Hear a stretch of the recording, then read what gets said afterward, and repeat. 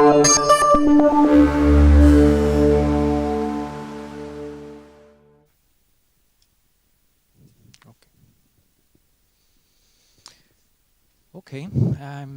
as you see from the slide, I'm Peter Pärt.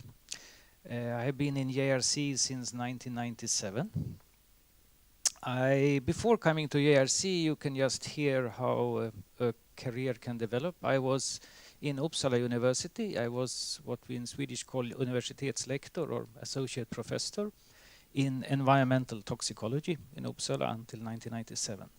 Sweden had just joined and then there were a number of head of unit posts in the Joint Research Centre that was, we can say, earmarked for Swedish citizens. And then I was recruited to one of those in Ispra in Italy, and originally on environmental toxicology. And that is where I started my work, and we were doing this around 5-6 years. Then we had a reorganization, and after that I am now advisor for environment and human health in the Institute of Environment and Sustainability. So that is basically my area, and I'm now going to not give you so many examples of direct Swedish collaboration. I'm going more to present the Institute of Environment and Sustainability and some associated topics, we can say, which I think could be of Swedish interest. I mean, things that I know that are strong, we can say, in Sweden, and which we also are working with in JRC. Ulla touched upon this a bit on our mission, but I can strengthen it that we are working to support European Union policies. And of course, one of the guiding policy documents here is the Europe 2020 strategy and the different priorities put out there. For us in environment, there is also recently been adopted a European Environment Action Programme, EAP, and that is also another guiding document for our work, so to say.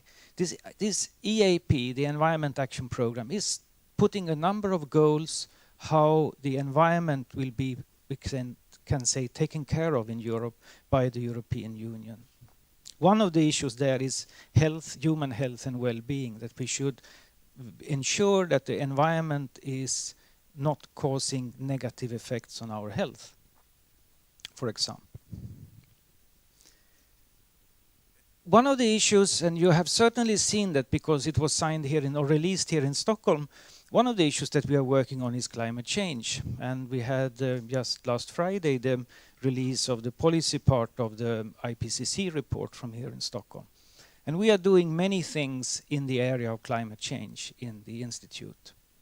Of course, climate change issues are also related to air quality. And Ulla Engelman already mentioned that we have laboratories measuring air quality in Europe. We have laboratories looking on from where bad air quality is coming, for example, emissions from cars. And we are, of course, combining this information in different type of sources. One of these is the EDGAR. EDGAR is a database of emissions of air pollution in Europe. We are collaborating here also with WHO, and we were recently involved in a project called Global Burden of Disease project, where WHO was looking on which are the factors that are causing most disease on a global level in the population. And I can say here directly that it's not environmental factors like air pollution and chemicals and so on that are more, we can say, related to infectious diseases, cholera and similar, that are the disease burden, particularly when you include it on the worldwide scale. But we were included in this work, and also environmental factors like air pollution is contributing to the burden of disease. One way to deal with climate change is, of course, how to manage climate change. We realized from the release last week here in Stockholm that climate change is something that is going on that we cannot stop. We will try to reduce it, but we also have to foresee what will be the consequences of climate change and what we can do to prevent the negative consequences. And that is very much the management of the different scenarios that may result from a climate change, like droughts, like floods, like changes in precipitation, and similar things. Increased temperatures, many of you perhaps have seen that summer temperatures in some areas in Europe can get very high. It's connected to a mortality, increased mortality in the population. This mortality is not because we human beings cannot stand the heat. It is because our social systems are not designed to always take care of this, and we can prepare for it by having a better social system. Ensuring that elderly people, for example, have enough to drink when it's hot. People that have not very good care in their homes, for example, and this type of things. We also related to climate, but another source that is of particular Swedish importance is forest and how we are managing the forests in Europe. And there I must say, now I perhaps may irritate some colleagues from Ispra here, but there is not a big understanding in Ispra in Southern Europe of the economic importance of forest here in Scandinavia, in Sweden, in Finland. Many of my colleagues from other parts of Europe see forests like something exotic, a source of biodiversity. But they don't understand that forest is one of the cornerstones of Swedish economy, of Finnish economy. The products from the forest, the paper, the forest products, and so on. And of course, the management of forest in our country here is very different from how forests are managed in many other parts of Europe. Being an economic resource here, we are also trying to manage the forest in a, we can say, more economic way in other places. Those of you who have a background in forestry know that we discuss clear cuttings, how to replant forest, if forest is fertilized, and all these types of issues. If you go more in South in Europe, it's more a question of biodiversity, how to preserve the forest types, and similar issues. From this aspect, it's important that Swedish scientists are coming and working in the forestry area in Ispra, also Finnish scientists, Baltic scientists, all these countries from where we have, we can say the forestry is an important issue. Ulla mentioned the water challenge, and I was just talking to, I forgot your name. Kerstin, sorry. I am getting old, I'm sorry. I was just talking to Kerstin when I was landing here in Stockholm today, and you are struck by how many lakes we have here in Sweden. When you think on this, when you land on other airports in Europe, and how many lakes do you see from your flight when you are landing? Not many, not at all. Sit down and mention to me one lake in France, for example, a natural lake, not a reservoir that has been man-made. There are very few. Germany has a couple of lakes, Switzerland has a couple, Northern Italy has a couple of lakes. But lakes are a unique thing that is basically here in Scandinavia and in Finland, partly in the Baltic states. So our relation to lakes and fresh water is very different than the relation in many other parts of Europe. And although we don't believe it here that water can be a challenge because we have more than plenty of it, in many, many other parts of Europe, water is a big challenge. The scarcity of water is a big challenge. Myself, my family is Spanish. I'm living in Madrid. And in Spain, definitely people are very, very aware of the value of water. And we need to take care of this. And we are doing a lot of activities in our institute in relation to manage water resources.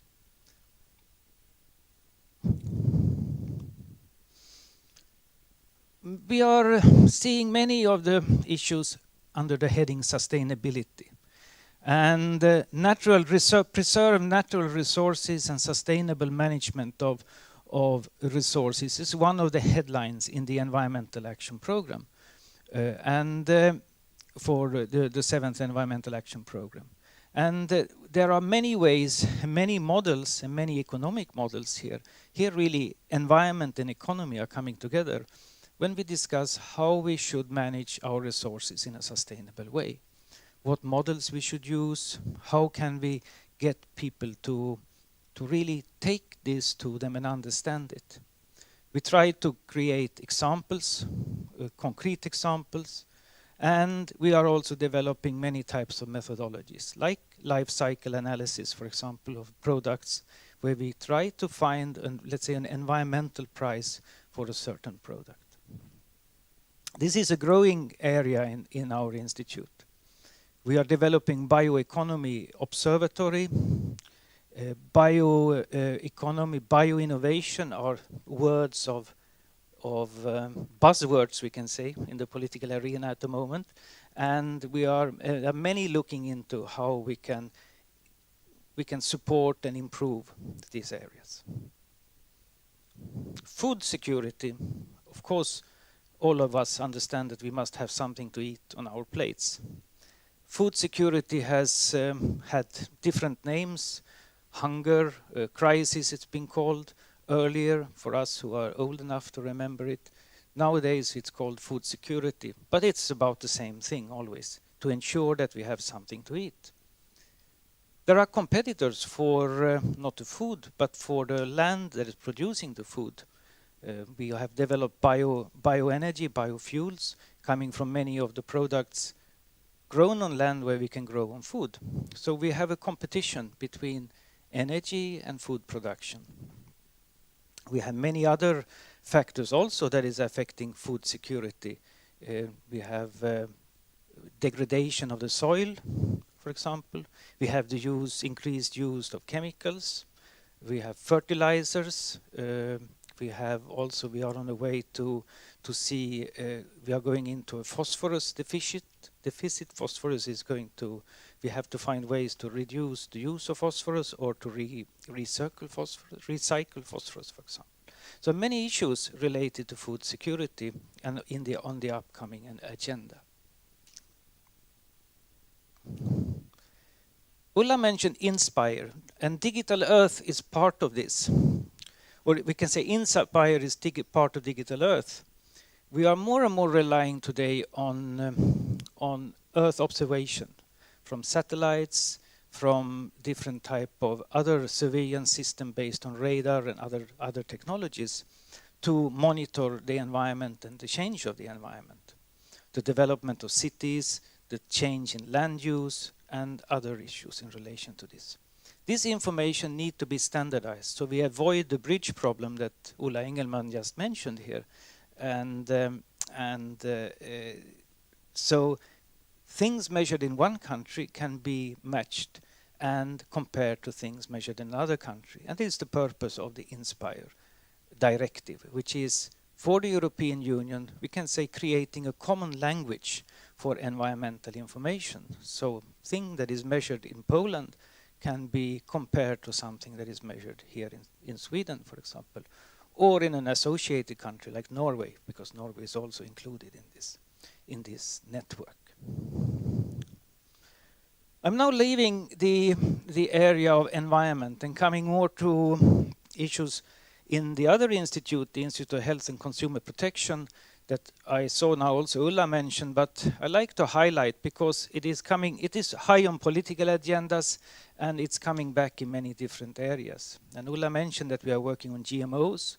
We have a reference laboratory for GMOs, and the GMO story is not yet finished in Europe, and we are still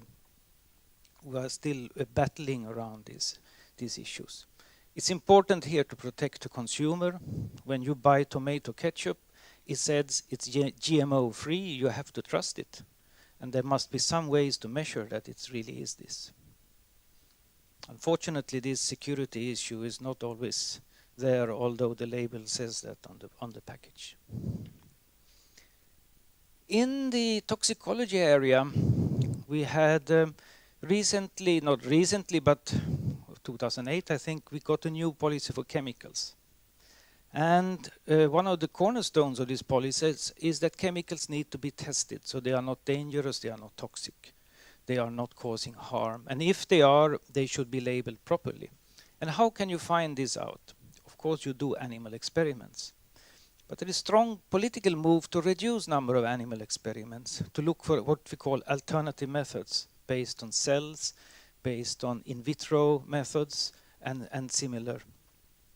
And we have a laboratory, ECVAM, that is sort of, we can say, standardizing and being a reference for alternative methods, to being the first input, we can say, from research to getting the methods approved by international organizations like OECD.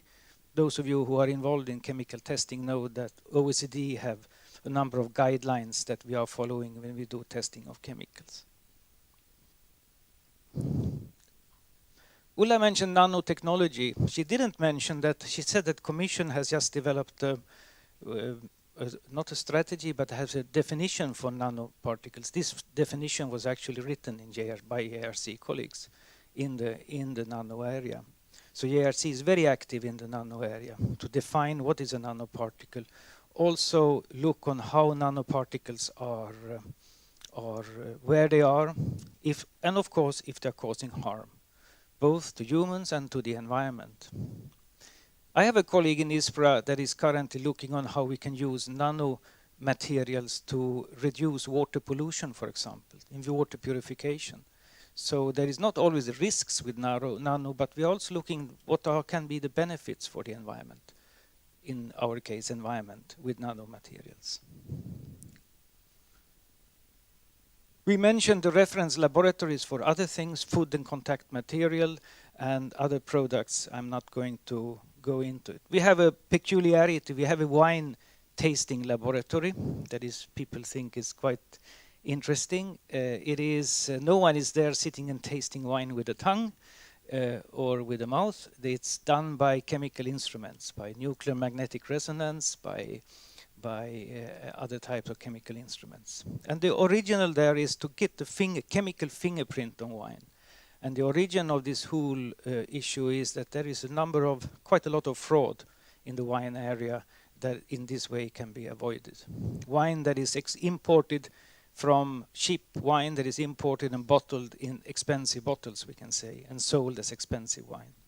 And although perhaps 5% of the consumers are experts and say that this wine is absolutely not what the bottle says, 95% don't have this knowledge capacity and they accept to pay perhaps 50 euro for a wine that should be 5 euro. And this the laboratory is trying to prevent by taking fingerprints, chemical fingerprints of wine. Public health, we have a quite new activity in public health area. And we are looking into how to improve cancer care in Europe and also take over the European Cancer Registry. There's also activities in nutrition and health and in the end health and environment. And I'm coming back a bit into this. So here you see a Swedish colleague working in JRC. And the question is, how is it to work now in JRC? I mean, I can look back to what it will be 17 or 18 years in JRC, and I can say it's a very interesting place. It's not always positive. There are many things that one will react at, but there are also many very interesting, very good, and very fascinating things. I don't regret for 1 second that I left Uppsala University in 1997 at top of my academic career, we can say. I had a good research group, I had lots of research funding, but I thought it was time to change. I was 43 at that time, and it was exactly the right moment. I had grown up in Uppsala, like a Swedish academic, made my first degree in the same place, made my PhD in the same place. I was thinking, should I walk in and out of this door the rest of my life? Like many of my colleagues did actually there. And I was thinking that, no, I would like to do something else. And then exactly in this moment, this offer from JRC came to build this activity in Ispra. It was not easy to come to Ispra at that time, but thanks, for example, to Ulla, who was one of my first friends there, life was easier and I could be a bit guided on the difficulties. Anyway, Gunilla Boström, she is one of the Swedish working there, one of the few I have to say, and that is why we are here, because there are not so many. And we would very much, and I would very much like to have more Swedish colleagues in JRC. Just to show you what it means to work there, I took the organigram, what we call, of the institute, but just to give you a flavor of if you are applying for a post, in what type of a working environment you are coming to. And I show just how our institute is structured. We have a director, Maria Betti. We have 8 different scientific units. I myself, I'm advisor to the director. And the work that you will do when you are coming there will be in one of these units, in our institute or another JRC institute. The unit is organized with a head of unit. And under the head of unit, we have a number of project leaders leading projects, as the word is saying. And when you come there with your specific competence, you will be recruited to work in a specific project. So what I say, execution research here, this is where you will be in the organization. You will be responding under a project leader, and the official responsible will be the head of unit for your work. Don't think that you cannot publish when you work in JRC. There is many possibilities to publish, and it's very well seen. It's one of the key, we can say, key factors to evaluate our success. And I just have made a conclusion of the different publications that we made last year. Actually, there should be over 200 because this was stopped in November, and I think there was a number of extra coming in December. But anyway, around 200 publications in referee journals every year from my institute staff, from IES staff. These are the blue parts of the bars. The red parts is internal, we can say, reports, what we call science and policy reports or technical reports. They are mostly written for our colleagues in the Commission. Some are open to the external environment, and they are also circulated. We can call it in the area of grey literature, if you are looking on the refereed publications as the white literature.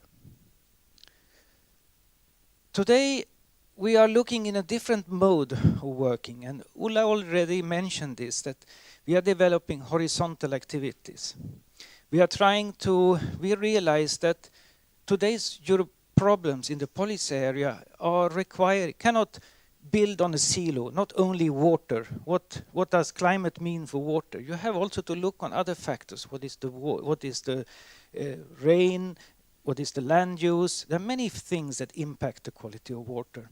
So we are developing horizontal projects, trying to bind together the competence from different projects. And I'm just going to give you an example of one of these horizontal projects that I myself just beginning to build up, and which is quite fascinating. And that is the relation between climate change and different types of diseases. And not only climate change, but also environmental changes, because climate change is environment. And climate change is biodiversity. Also other activities changes environment and biodiversity, agriculture, for example. And these have impacts on certain numbers, on certain diseases, what we call vector-borne diseases. And I think, talking to a Swedish audience, everyone here knows about Lyme disease and borreliosis, because you see that almost every week in the newspapers. Tick-borne encephalitis is another disease. Tick is festing in Swedish, for those of you who don't know it. And these are diseases that are very closely connected to the environmental quality, the biotopes, and also the climate. In the Mediterranean region, we have an upcoming disease called West Nile virus disease, which is about the same severe disease as tick-borne encephalitis. Not everyone gets very sick. Many are doing quite fine with the infection, but some individuals get very sick, and even the disease can be lethal in many cases, that you find that you're due to die. And that is because of encephalitis also in the West Nile virus case. Question is here, why do we see this difference over years in these diseases? Perhaps, if you follow the Swedish situation, last year we had a record year in tick-borne encephalitis registered in Sweden. This year we have looking like we have a minimum record. I mean, a minimum in the other side this year. So why do we have this difference between 2 years? Is it because of climate change? Is it because of winter temperatures, spring temperatures, and so on? So this is what we are trying now to develop, using the different competencies in our institute. The competencies in meteorology, in land use, in climate forecasting, and so on. And we do try to use this information to build disease models. To support, of course, the different authorities in the member states with this information, to give them better predictive models. And we don't do this alone, and this I just like to give you an example also how we work. So our partners in this is the European Centre for Disease Prevention and Control, ECDC, which is here in Stockholm. It's a European agency. And actually I was there this morning to discuss this project with them. WHO Europe is, of course, one of the natural partners in this type of work, and of course the member state authorities. And in addition, many, many scientists, individual scientists in member states, in networks through FP7 or in the coming Horizon 2020, in member state networks like through Ispra here in Sweden or through Vetenskapsrådet, in which I'm involved to some extent. All these type of contacts we are using to develop the optimal, we can say, network here. And with this, I like to, this is just to indicate how complicated or interesting, not complicated, interesting these diseases are for biologists like me to try to understand all the different components. So thank you for your attention. I hope I have been able to give you a little flavor of how it is to work and what issues to work with in JRC. I really look forward to see applications, interest from you to come and work with us. There are many opportunities, as Milena will tell you later, and of course you have my email there, so if you like, you can always write me, ask me for advice. Kerstin probably also will be available to give contacts and advice. Ulla, of course, if and other colleagues in Brussels. And I think on Ulla's slides there were also a type of a functional mailbox for this type of questions. So, thank you. Yeah. Glasögon.